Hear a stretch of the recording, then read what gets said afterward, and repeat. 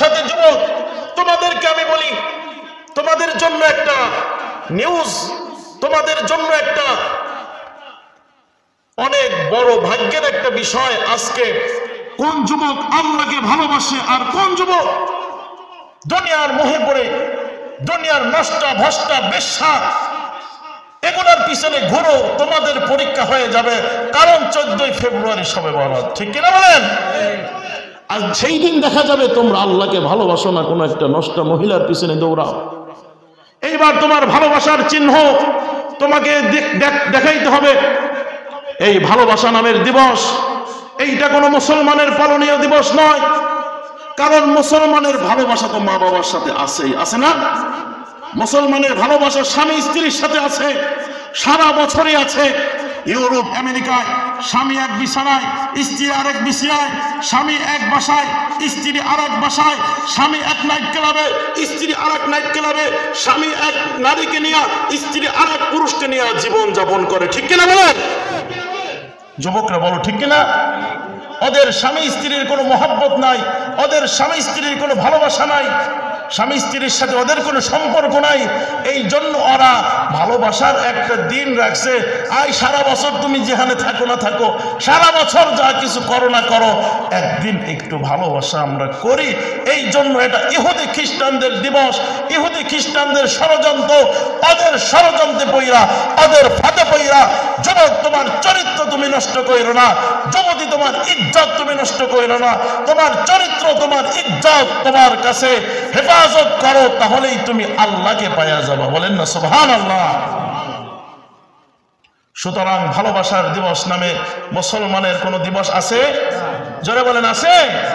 যেই সমস্ত যুবকরা রাস্তার পাশে দাঁড়িয়ে থাকবা, মেয়েরা ফুল নিয়ে রাস্তার পাশে দাঁড়িয়ে থাকবা, একটা ফুল 5 টাকা দামের একটা ফুল, 10 টাকা দামের একটা ফুল 1000 টাকায় বিক্রি হবে। এই তোমার অপচয় করবা, নারীর পিছনে ঘুরবা, আল্লাহ পাক তোমার জন্য কাল কিয়ামতের ময়দানে ভালোবাসার, এই দুনিয়ায় ভালোবাসার কারণে কিয়ামতের ময়দানে চিরস্থায়ী হুর, জান্নাতি হুরগুলো তোমরা হারাইয়া ফেলবা। তোমরা দুনিয়ায় ভালোবাসা, মায়ের বাবার সাথে ভালোবাসা দেখাও। কেউ কেউ তো বলে ভালোবাসা দিবস তো আছে, ভালোবাসা কত গান গায়, আল্লাহ নবী দুইজনে প্রেম করিতেন গোপনে, বলেন না নাউজুবিল্লাহ। এগুলো তো আল্লাহ নবী নিয়ে ঠাট্টা করা, এইগুলা নিয়ে এরা প্রমাণ দেখায় ভালোবাসা আছে, আল্লাহ নবী ভালোবাসছে। তুমি আল্লাহকে ভালোবাসো, আল্লাহ নবীকে ভালোবাসো। আল্লাহ নবী তো বলেছেন, লা ইউমিনু আহাদুকুম হাত্তা আকুনা আহাব্বা ইলাইহি মিন ওয়ালিদিহি ওয়া ওয়ালাদিহি ওয়ান নাসি আজমাইন। ভালোবাসা তো আছে, তো আছেই। আল্লাহ নবী বলছেন, এই যার ভিতরে মা বাবার চাইতে, স্ত্রীর চাইতে, সন্তানের চাইতে আমি আল্লাহর নবীকে এবং আল্লাহকে ভালোবাসা কম থাকবে, একটু কম ভালোবাসা থাকবে, সে মুমিন হইতে পারবে না। সুবহানাল্লাহ বলেন। সুতরাং ভালোবাসতে হবে, পরিপূর্ণ ভালোবাসতে হবে। কাকে? জোরে বলেন, কাকে? পরিপূর্ণ ভালোবাসতে হবে আল্লাহকে, ভালোবাসা দেখাইতে হবে আল্লাহকে, ভালোবাসতে হবে নবীকে, ভালোবাসতে হবে মাকে, ভালোবাসতে হবে বাবাকে, ভালোবাসতে হবে নিজের বড় ভাইকে, ভালোবাসতে হবে নিজের আত্মীয় স্বজনদেরকে, ভালোবাসতে হবে প্রত্যেকটা মুসলমানদেরকে। ভালোবাসা তো মুসলমানদের ভিতরে আছেই।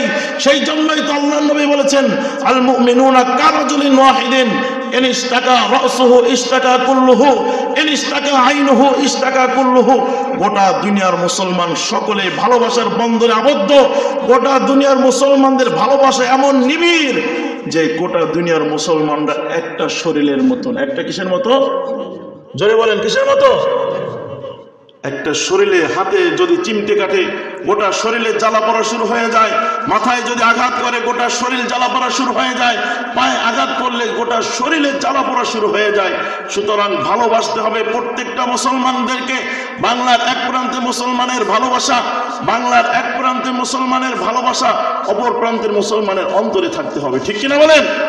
এক প্রান্তে মুসলমানের গায়ে আঘাত করলে গোটা দুনিয়ার ভিতরে মুসলমানরা ঐক্যবদ্ধ হয়ে কাফের বেঈমান মুশরিকদের বিরুদ্ধে অস্ত্র হাতে নিয়ে ঝাঁপাইয়ে পড়তে হবে, ঠিক কিনা বলেন? এইটাকে বলে ভালোবাসা। সুতরাং মুসলমান ভালোবাসা আছে, ভালোবাসা দেখাইতে হবে আল্লাহকে, ভালোবাসা দেখাইতে হবে মা বাবাকে, ভাই বন্ধুকে, ভালোবাসা দেখাইতে হবে।